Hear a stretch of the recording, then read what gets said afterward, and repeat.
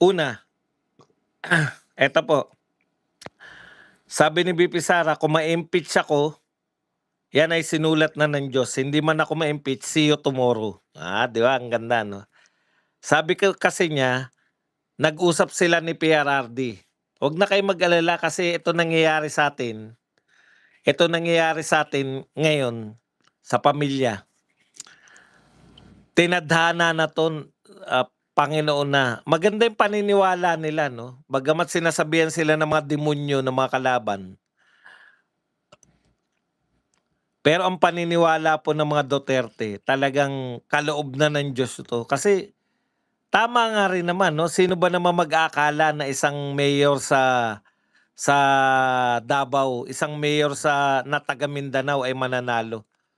Hindi man lang siya gobernador, hindi man lang siya senador, 'di ba? Talagang mayor lang kung tutuusin.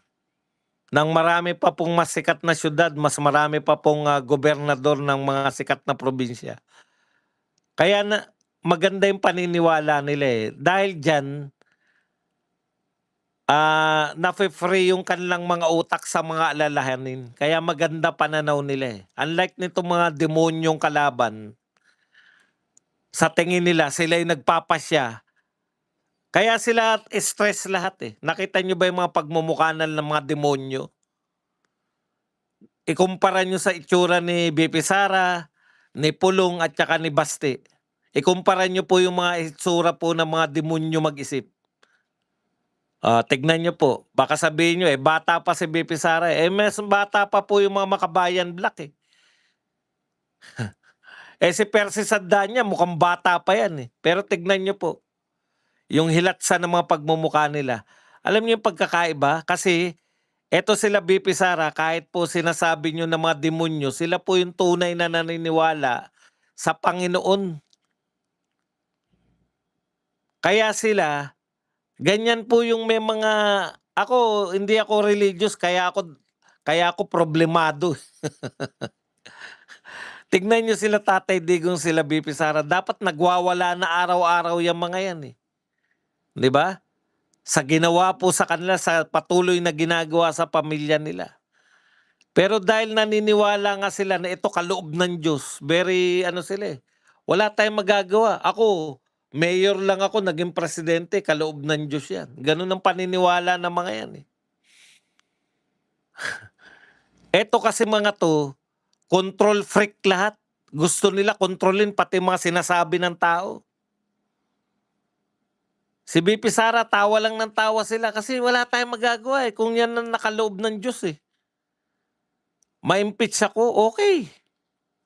Yan talaga yung nakasulat, eh. Pero tandaan po ninyo, may plan B pa kami.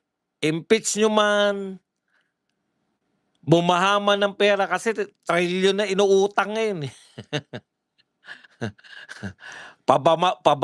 Pabahain man ng pera diyan, tignan po ninyo yung kapalaran. Yung nagsasabi po na ang pinakamagaling na speaker, dahil kay speaker, bumaha ng IX. Kay speaker, tignan nyo po. Nung yung speaker po na sinasabihan niyang pinakamagaling, yung speaker po na sinasabihan niya na pinagpapasalamat niya na akala mo kung magpasalamat buong buhay niya itataya niya kay speaker. Ni hindi mo marinig ngayon ay pagtanggol si speaker. Di ba? Pinagtatanggol ba ni Luis Strauss si speaker?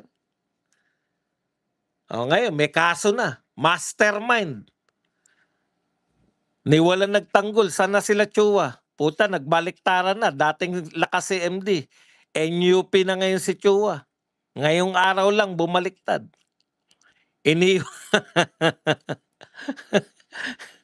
Iniwan na si speaker. Yung mga nagpapalakpakan para kay speaker, iniwan na si speaker. Iniwan sa ere. Ganyan kademonyo yung mga tao na Aasa ka diyan? Putya, pustahan tayo, marami diyan babaliktad, oh. 'Pag si VP Sara na presidente, lahat 'yan, marami diyan magbabaliktaran. Maniwala kayo sa'kin. Okey.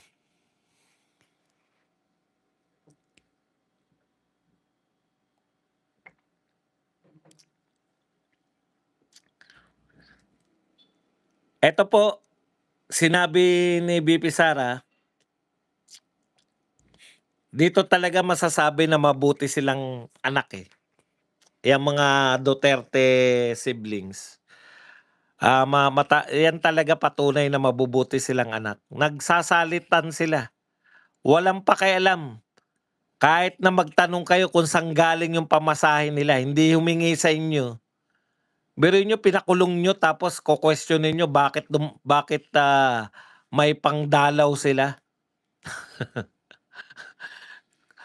Pinakulong niyo si Tatay Digong diyan po sa The Hague, Netherlands. Tapos pagdadalaw po si VP Sara sasabihin niyo, umalis na naman yung biyahera. Eh, nung araw wala naman pong, pinupuntahan si VP Sara nung hindi pa po nakakulong si Tatay Digong, wala pa pong, pinupuntahan niyan si VP Sara. Dito lang po 'yan sa bansang Pilipinas. Yan yung sinasabi nung Attorney Chico, eh. Banat kayo ng banat, eh, putya yung presidente natin,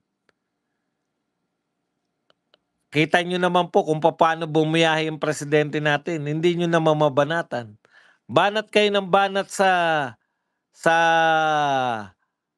confidential fund ni VP Sara, pero yung trilyon-trilyon na ninanakaw sa flood control, hindi niyo binabanatan.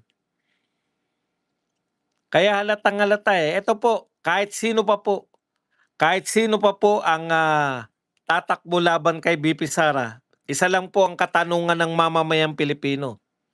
Bakit hindi kayo nagsasalita laban sa flood control scam?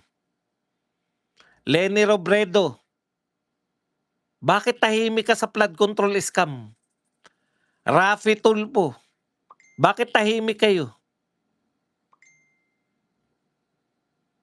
John Vic Remulla, Bam Aquino, Reysa Ontiveros, ang daldal mo kahit sa ano. Yung baklang umihi sa CR ng babae,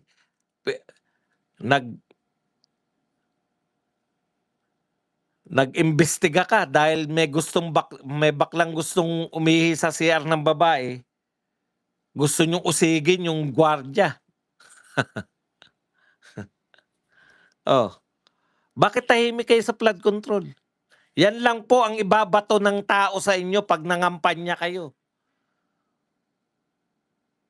Bakit tahimik kayo sa flood control scam? Lahat kayo. Bakit tahimik kayo sa pagnanakaw? Oh. Ngayon, ibig sabihin, pag nanalo sila, tuloy lang ang nakawan. Tahimik nga sila ngayon, eh.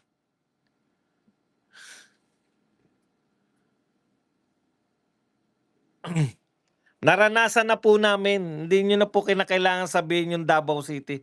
Naranasan na namin yung tatak ng Duterte sa Pilipinas. Nakita po namin.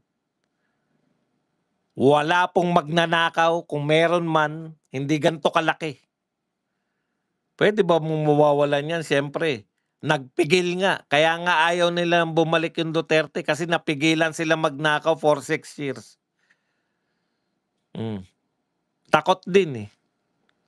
Mas malala to, si Sara Duterte.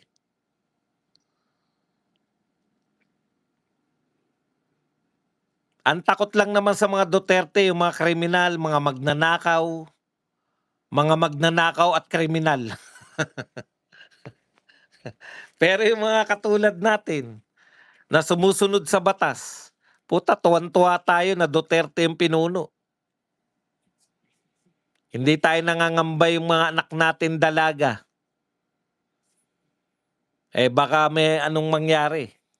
Okay. Yan lang po ang pagpipilian nyo. Kahit sino po dyan, mag-combine-combine man yan, wala pong hindi tahimik po lahat yan sa mga magnanakaw sa flood control. Yun lang itatanong nyo, bakit kayo tahimik?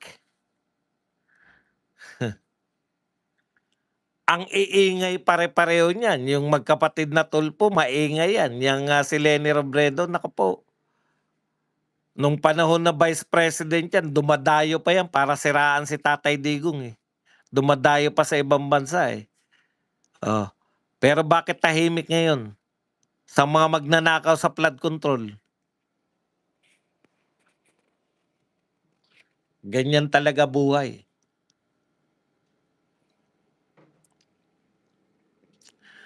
Alam nyo, bakit mapagmahal na ano to? Sabi ni BP Sara, baka si PRRD sa tagal ng, ang tagal ng ano eh. Alam nyo ba kung kailan magsisimula? Pwede raw sa October 2026. October ha. Yung simula pa lang ng trial. At pwede rin na sa February 2027. Imagine, simula pa lang ng trial. Tapos nakakulong na. Ganyan po kasutil yung putang. Kayo mga taga-ICC, kayo mga hayop kayo. Sana madakip na kayo ng Russia. Hindi kami hindi ako, wala akong pakialam sa Russia, pero may warrant of arrest kayo. Sana sadyain ng Russia kayo yung parang ginawa ng Amerika sa ano, doon sa presidente ng ano nang presidente yun? Sana ganun ang gawin sa inyo ni Putin para makabawi kami sa ginagawa nyo kay Tatay Digong. Okay, anyways, sabi po ni BP Sara, nag-iisip tayo na baka nga dyan siya bawian ng buhay sa loob ng ICC detention facility. So dapat yung maalala niya ay yung masasayang bagay. Venezuela. Sana ganyan ang gawin sa inyo ni Putin. Lusubin kayo at paghuhulihin kayo lahat.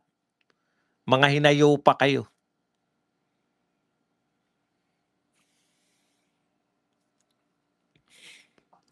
Kaya pala, hindi po siya nagsasabi. Wala pong yung sa impeachment ni BP Sara, hindi po alam ni Tatay Digong. Hindi nila pinaalam.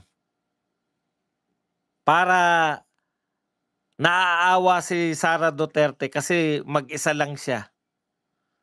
Mag-isa lang po si Tatay Digong. Mag-o-overthink daw. Kawawa naman. Ang gusto nilang maalala lang, ang gusto lang po na maalala ni Sara Duterte, maalala sa kanila yung panay kasiyahan lang, yung mga magagandang bagay lang. Kaya panay biro lang si Tatay Digong, di ba? O kumusta na yung mga girlfriend ko dyan. Ganun lang po. Hindi pala nila pinaabot yung mga ginagawa sa kanilang panggigipit. Kasi, syempre, tatay yan eh. Ayaw na nilang pasamay ng loob. Nakita nyo po kung gaano kabuting anak. Tapos yung mga nagmamarunong na mabubuti silang tao, puta, kamag-anak nyo nga si Noynoy, namatay mag-isa eh.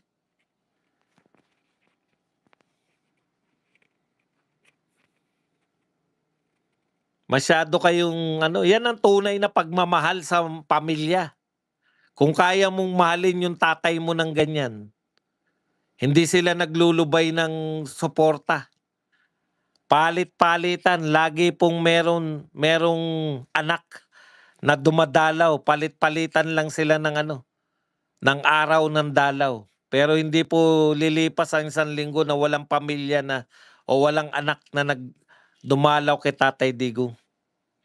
Ang malupit nun, hindi sila nagsusumbong na ito po ginagawa sa akin. Kapakanan pa rin. Okay, isa pa pong pinunto ni Tatay Digong, ni BP Sara. I think it's unfair dahil hindi naman sila Vice President. Ang hindi naman sila ini-impeach. Tulad ng asawa at anak din ng congressman, they have the right to privacy. Yan po ang problema dito sa mga congressman na to. Dinamay na yung mga asawa, dinamay pa yung mga anak. Si Kitty Duterte, anong kinalaman ni Kitty Duterte dyan sa mga politika? Pilit na sinasangkot si Kitty Duterte. Tapos eto, pilit sinasangkot yung asawa ni BP Sara. Kayo kaya, malamang galit na galit kayo, pakita lang yung picture ng mga pangit niyong asawa. Hindi nga na wala po kaming pakialam sa asawa niyo. Kung may tinitira kami, kayo lang congressman. Pero kayo matitindi kayong mga congressman kayo, eh. Pati asawa ni VP Sara, pati anak ni Tatay Digong na walang kinalaman sa politika, tinitiran niyo. Alam niyo ginagawa niyo kay Kitty? Imbes na yung bata nagmo-model-model lang, dadagdagan niyo pa ngayon ang sakit ng ulo niyo. Hinahatak niyo si Kitty para mamuliti ka na. Madadagdagan pa ngayon ng Duterte sa politika. Oh. Yan ang ginagawa niyo. Maganda at na model-model lang na kung ano-ano si Kitty. Model ng makeup, model na. Totoong model to, hindi yung asawa ng senador na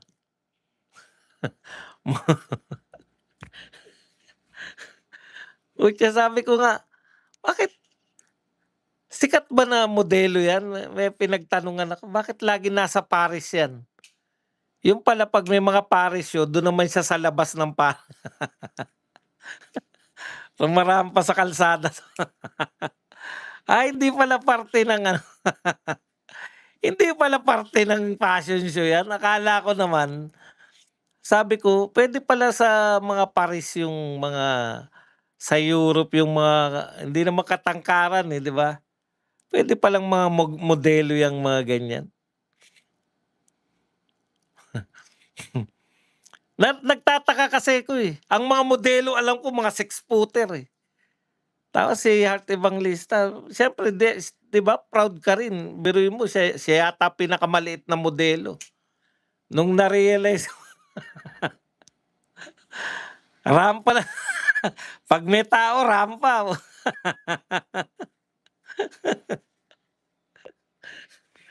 Ganun pala po siya. Si Kitty modelo talaga dahil, may mga mino-model na ano, eh. May mga mino-model na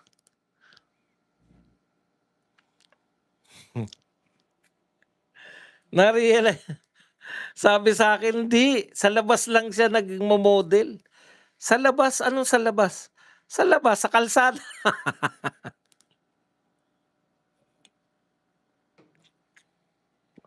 Ganun pala yun, may mga modelo na sa loob.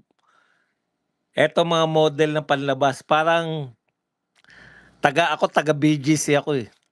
BGC Gilid. Sabi nga ni VP Sara, alam nyo,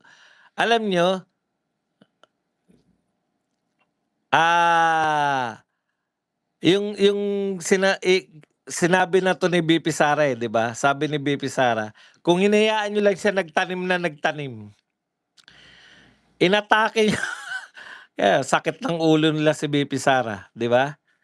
Hinayaan niyo lang na magtanim ng puno, putya okey. So unfair po yung ginagawa niyo, pero tiyak yan sa mga congressman, subukan niyong kantiin yung pamilya nila. Magwawala kaagad yan, pero sila kinakanti lahat. Buti nga matatag na lang 'tong mga Duterte, talagang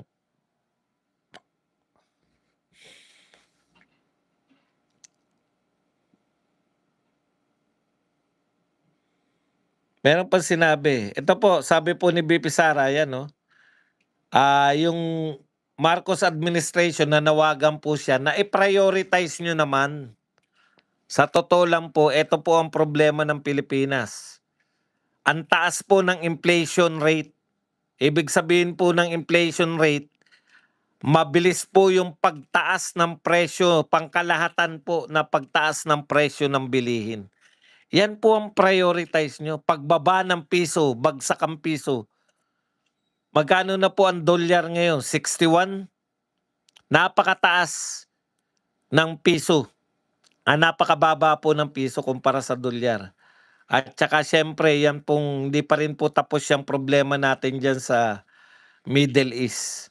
Alam niyo po, lahat sa ASEAN, yan yung sinasabi ni Amy Marcos, eh. Asan na yung ano natin, yung mga order natin sa Russia? Bakit minsan lang tayo umorder? Pati kasi pag-order natin ng langis, ipinapaalam natin, eh. Yan po ang importante sa susunod kung bakit po dapat si Sara Duterte kasi etong mga 'to, mga walang buto yan pagdating po sa US. Hindi po naman natin sinasabi na awayin natin ang US. Sa ano ba tayo? Kaya ba natin ang US? Hindi po. Makipagkaibigan rin po tayo sa iba. Kaibigan po natin ang US. Wala po tayong sinasabi na awayin. Hindi naman tayo mga makabayan ba tayo na lahat kaaway? Hindi naman po eh. In fact, si Tatay Digong, saksi po kayo lahat. Magkaibigan sila ni Donald Trump noon. May magdi-deny ba niyan sa inyo? Kaya mali yung propaganda nyo na si anti-US si Tatay Digong. Nagdagdag lang po siya ng kaibigan. Dati na nating kaibigan ng US. Ako rin po, gusto ko rin po kaibigan ng US. Bakit hindi mo kakaibiganin niya? Matagal mo ng kaibigan niya. Pero dagdagan naman natin ang kaibigan natin. Wag lang pong US. Friends to all, enemies to none. Pwede po yun. Kung kaibigan natin yung Russia at China, putya, baka hindi tayo na problema. Biruin niyo yun. Yung China po, yung China, direkta sila sa Iran. Tapos Russia pa. Alternative natin. Dami nating